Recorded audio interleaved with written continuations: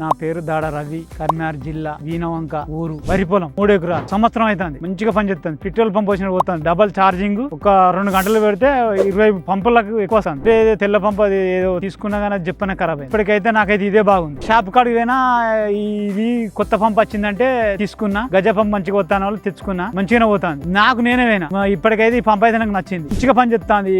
ఒక 2 బెడ్లకు super అంతాంది. Pressure సుతా full పోతుంది. ఒక గంట పెట్టినాక 15-20 పంపుల దాకా వస్తుంది. 2 గంటలు కాబట్టి బాగానే వస్తుంది. 20 పంపుల దాకా వస్తుంది. ఇది ఒక 2 గంటలు పెడితే నేను 3 ఎకరాల దాకా వచ్చి అందరు కొనుక్కోవచ్చు. ఫుల్ ఛార్జింగ్ ఎక్కిందంటే 3 ఎకరాల పైన కొట్టుకోవచ్చు, కానీ తక్కువనైతే లేదు. పంపు సుతా మంచి గట్టిగానే ఉన్నది. మెత్తగా ఇది ప్లాస్టిక్ అయినా కానీ గట్టిగా మంచిగానే ఉన్నది. 2 సార్లు కింద పడ పలకలే. ఈ ఏరియాలో సీడ్ వార్లు యాసింగి సీడ్ ఆడిది మోవది ఎక్కువ. యాసింగి సాంబా, బీపీటీ, లోకలు 1010, 1001, సర్ణలు ఇవన్నీ పెడతారు. యాసింగి ఏంటంటే ఒకటి ఆడిది మోవది, ఒకటి బీపీటీ, ఒకటి 1010, ఒకటి 3 రకాలు ఇప్పుడు బాగా వాడతారు. ఈ పంపు పత్తికి, వరికి అన్నిటికీ పనిచేస్తుంది. ఈ పంపు లేని అన్నిటికీ మందు కొట్టుడేగా, దేనికి లేనిది ఇది నడవది. ఇప్పటికైతే వీజ్గానే ఉంది పంపు.